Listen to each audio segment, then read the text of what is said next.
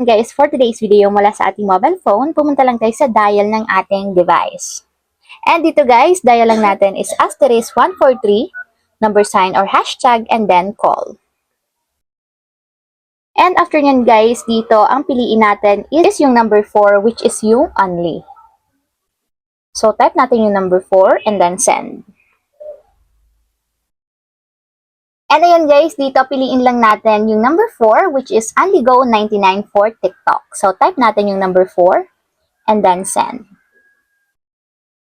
And ayan guys, sabi dito kapag daw nag-register tayo ng OnlyGo99 for TikTok, makakakuha tayo ng Only TikTok.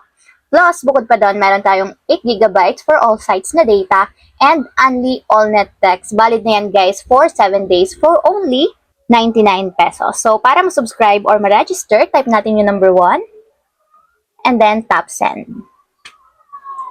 So, ayun lang guys, ganoon lang kasimple kung paano nga ba mag-register ng OnlyGo99 for TikTok on Globe.